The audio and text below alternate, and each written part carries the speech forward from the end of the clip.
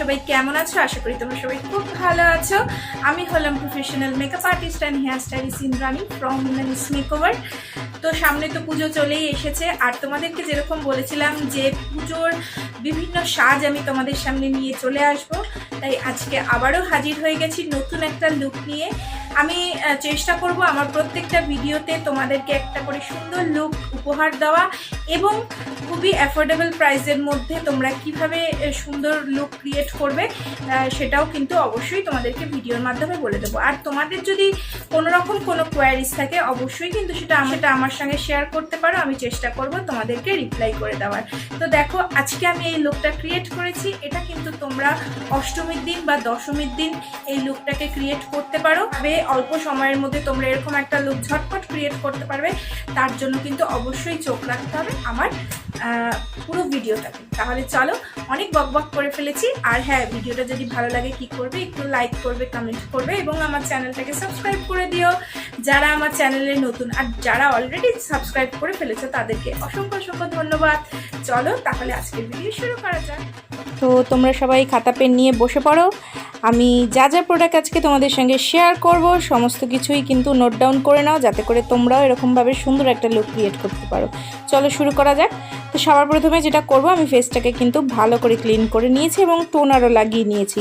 Toner দিয়ে আমি কিছুক্ষণ ফেসটাকে রেখে দিয়েছিলাম, তার কারণ যাতে করে টোনারটা আমার ফেসের মধ্যে অ্যাবজর্ব হতে থাকে। নেক্সট আমি যেটা করছি সেটা হচ্ছে আমি এখানে ময়শ্চারাইজার অ্যাপ্লাই করছি। আর ময়শ্চারাইজারের জন্য আমি যেটা অ্যাপ্লাই করছি সেটা হচ্ছে নিভিয়া সফট ময়শ্চারাইজার।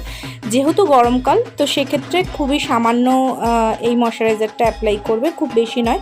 শীতকাল হলে তোমরা একটু বেশি অ্যাপ্লাই করতে পারো, কিন্তু গরমকাল যেহেতু তো তোমরা অল্প অ্যাপ্লাই করবে। নেক্সট যেটা করব সেটা হচ্ছে আমি প্রাইমার লাগাবো। তো এখানে আমি এলেগালের প্রাইমার নিয়েছি, তোমরা চাইলে ব্লু হ্যাভেন, কালার বার্ড যেটা তোমাদের কাছে অ্যাভেলেবেল আছে সেটাই তোমরা কিন্তু অ্যাপ্লাই করে নিতে পারো। এরপর যেটা আমি করব, আমি ম্যাকের একটা প্যালেট থেকে অরেঞ্জ কারেক্টার নিয়ে আমার যেখানে যেখানে ডার্ক সার্কেল রয়েছে বা ডার্ক স্পট রয়েছে সেগুলোকে আমি হাইড করে নেব। তো খুব সামান্যই আমি নিচ্ছি, আর এটা আমি হাত দিয়েই ড্যাপ করছি।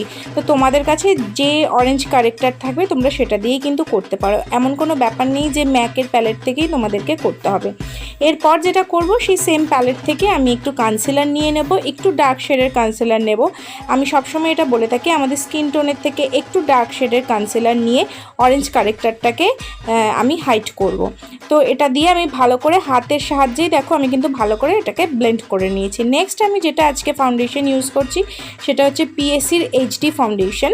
তো এই ফাউন্ডেশনটা খুবই ভালো, ফুল কভারেজ। আর তোমরা যদি মোটামুটি তোমাদের বাজেট যদি 1000-এর মধ্যে থাকে সেক্ষেত্রে কিন্তু তোমরা এই ফাউন্ডেশনটা পারচেস করতে পারো।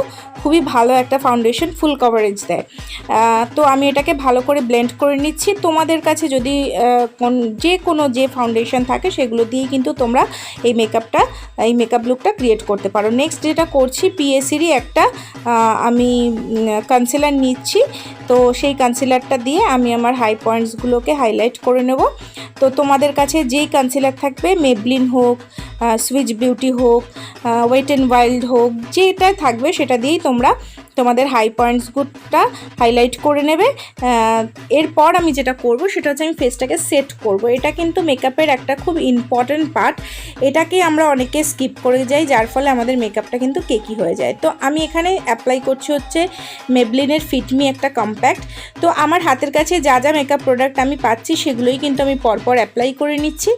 এরপর আমি যেটা করছি সেটা হচ্ছে আমি কন্ট্রোল করছি, যেহেতু আমার ফেসটা একটু ব্রড এবং আমার জ লাইন আছে, জ লাইনে আমার ডাবল চিন আছে। তো সেক্ষেত্রে আমি এখানে কন্ট্রোলিং করে নিচ্ছি এবং হেয়ার লাইনেও করছি এবং জ লাইনেও কিন্তু কন্ট্রোলিং করে নিচ্ছি, তার সঙ্গে কিন্তু আমি নোজ কন্ট্রোলিংও করেছি।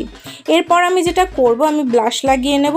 তো ব্লাশের ক্ষেত্রে আমি এখানে মেবলিনের এই প্যালেটটা ইউজ করছি। তো আমি আজকে একটু মেকআপটা লাউড করার চেষ্টা করছি, দেখো।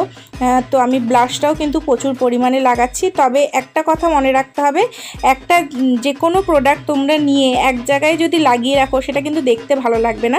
তো সেটাকে ভালো করে ব্লেন্ড করতে হবে। ব্লেন্ড করলেই কিন্তু মেকআপটা সুন্দর দেখাবে। এরপর যেটা করব, আমি এখানে হাইলাইটার ইউজ করছি, আমি এখানে হোজোর হাইলাইটার ইউজ করছি, তোমরা যে কোনো হাইলাইটার তো ইউজ করতে পারো।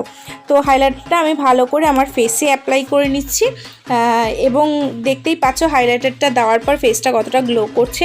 এরপর যেটা করব, আমি আমার আইব্রোজ ড্র করে নেব। আজকে আমি দেখো এখানে পিএসসির একটা আইব্রো পমেট ইউজ করছি, তোমরা চাইলে যে কোনো আইব্রো পমেট ইউজ করতে পারো। যেসব আইব্রো পেন্সিলগুলো থাকে সেগুলো দিয়েও কিন্তু তোমরা ভালো করে তোমাদের আইব্রোজটাকে ড্র করে নিতে পারো। আর এক্ষেত্রে একটা জিনিস মাথায় রাখতে হবে, কোনো রকম কোনো ব্ল্যাক কালার দিয়ে কিন্তু আইব্রোজ ড্র করা উচিত নয়, সেক্ষেত্রে আমাদের সবসময় ব্রাউন কালার ইউজ করতে হয়।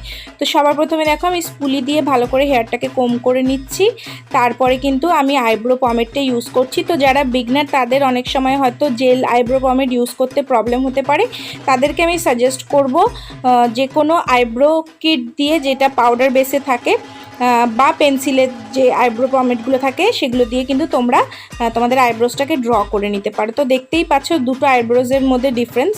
তো এরপর আমি যেটা করব, আমি লাইনার অ্যাপ্লাই করব। এখানে আমি ল্যাকমির একটা লাইনার অ্যাপ্লাই করছি। তো প্রথমেই বলেছি যে আমি যেহেতু এখানে লেন্স পরেছি, সেক্ষেত্রে আমি মনে করি লেন্স পরলে চোখটা এমনিই সুন্দর লাগে। তো সেক্ষেত্রে খুব বেশি চোখে কিছু করার প্রয়োজন পড়ে না, না করলেও চলে। তো এরপর আমি এখানে প্লামের একটা কাজল নিচ্ছি, নিয়ে আমি কাজল অ্যাপ্লাই করে নিচ্ছি। তোমরা যে কোনো কাজল ইউজ করতে পারো। তো কাজল লাগালে কিন্তু চোখটা আরও বেশি সুন্দর লাগে। তো আমি এটা কিন্তু আমার ওয়াটার লাইনে অ্যাপ্লাই করছি। নেক্সট যেটা করব, আমি একটা আইশ্যাডো প্যালেট নিচ্ছি, তার থেকে একটা ব্ল্যাক কালারের শ্যাডো নিয়ে পেন্সিল ব্রাশের সাহায্যে আমি কাজলটাকে স্মাচ করব, যাতে করে আমার চোখটা দেখতে আরও সুন্দর লাগে। আর আরেকটা জিনিস করব, সেটা হচ্ছে সেম প্যালেট থেকে আমি ব্রাশটা চেঞ্জ করে নিয়েছি, পেন্সিল ব্রাশই তবে একটু বড় ব্রিসেলস।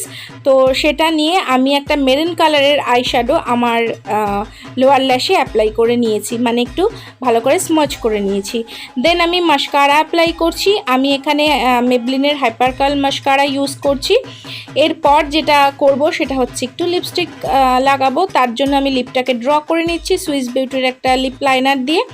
তো সবার আগে বলবো লিপটাকে ড্র করে নাও, যাতে করে লিপের শেপটা দেখতে সুন্দর লাগে এবং তোমরা যখন লিপস্টিক ফিল করবে যাতে তোমাদের ফিল করতে সুবিধা হয়। তো আমি এখানে সপারেলের একটা প্যালেট থেকে রেড কালারের একটা লিপস্টিক নিচ্ছি, যেহেতু একটা ট্রেডিশনাল লুক আর অষ্টমীর সাজ, তো একটু তো গর্জিয়াস লাগতেই হবে। তার জন্য আমি দেখো রেড কালার লিপস্টিক ইউজ করে নিচ্ছি। তোমরা যে কোনো তোমাদের কাছে যে ধরনের লিপস্টিক আছে সেটা দিয়েই তোমরা কিন্তু লিপটাকে ফিল করে নিতে পারো। এরপর যেটা করব, আমি ছোট্ট একটা টিপ অ্যাপ্লাই করে নিচ্ছি।